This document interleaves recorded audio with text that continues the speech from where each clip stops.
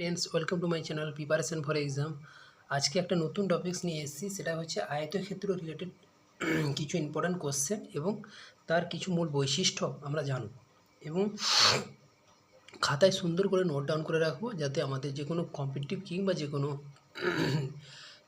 পরীক্ষার জন্য গুরুত্বপূর্ণভাবে আমরা অ্যাটেম্প করতে পারি। তাহলে শুরু করছি। প্রথম যে জিনিসটা আমরা জানবো, আয়তক্ষেত্রটা কী, একটু সংখ্যা পড়ে নিই তাহলে। প্রথম না, আয়তক্ষেত্র হচ্ছে যে চতুর্ভুজ, চতুর্ভুজ চারটা বাহু থাকবে। এই যে আমি পাশে ছবি এঁকে রেখেছি আয়তক্ষেত্র, দৈর্ঘ্য মানে যার দৈর্ঘ্য বড় বাহুটা হচ্ছে দৈর্ঘ্য এবং ছোট বাহু, আয়তক্ষেত্রে চারটা বাহু থাকে, তার মধ্যে দুটো বাহু পরস্পর সমান ও সমান্তরাল হয়, যাদের আমরা মানে যে বড় দুটো বাহু তাদের বলি দৈর্ঘ্য এবং ছোট দুটো বাহুকে বলা হয় প্রস্থ।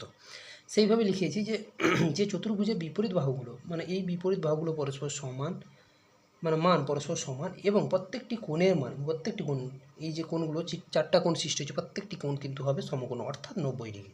তাকে আয়তক্ষেত্র বলা হবে। সঙ্গে একটা ছবি। তাহলে এখান থেকে ক্লিয়ার হয়ে গেলাম, আয়তক্ষেত্রে কিন্তু চারটা বাহু থাকবে, চারটা বাহুর মধ্যে বিপরীত বাহুগুলো পরস্পর সমান এবং সমান্তরাল হবে এবং প্রত্যেকটি কোণ কিন্তু সমকোণ, অর্থাৎ 90 ডিগ্রি। তাকে আয়তক্ষেত্র বলবো। এবার চলে আসে আয়তক্ষেত্রে। তাহলে বৈশিষ্ট্যগুলো কী কী, আমরা ভাঙলে আয়তক্ষেত্রের থেকে কী কী পেতে পারি? না, আয়তক্ষেত্রের প্রত্যেকটি কোণ সমকোণ 90 ডিগ্রি, ঠিক। আয়তক্ষেত্রের বিপরীত বাহুগুলো পরস্পর সমান্তরাল, এটাও ঠিক। এবং আয়তক্ষেত্রে বিপরীত বাহুগুলো পরস্পর সমান, এটা পাবো। কিংবা আয়তক্ষেত্রে কর্ণদ্বয় দৈর্ঘ্য, এই যে দুটি কর্ণ আছে আয়তক্ষেত্রের, এইখান থেকে এইটা মানে এই কর্ণ এবং এই কর্ণ, মানে অর্থাৎ এসি ও বিডি কর্ণ দুটির দৈর্ঘ্য দুটো সমান এবং কর্ণদ্বয় পরস্পরকে কী করেছে, সমদ্বিখণ্ডিত, সমকোণ নয়, শুধু সমদ্বি মানে দুভাগে বিভক্ত করেছে।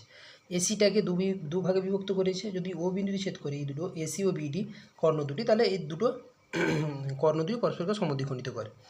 আয়তক্ষেত্রে যে কোনো কর্ণ আয়তক্ষেত্রকে দুটি সমান ক্ষেত্রফল বিশিষ্ট সমকোণী ত্রিভুজে বিভক্ত করবে। তাহলে আয়তক্ষেত্রের বলছে কি, যে কোনো কর্ণ, ধরো একটা কর্ণ এসি, এটাকে দুটো সমান ক্ষেত্রফল বিশিষ্ট সমকোণী ত্রিভুজ, এবং কিংবা বিডি, এটা ও ঠিক আয়তক্ষেত্রকে সমান ক্ষেত্রফল বিশিষ্ট দুটো সমকোণী ত্রিভুজে বিভক্ত করে।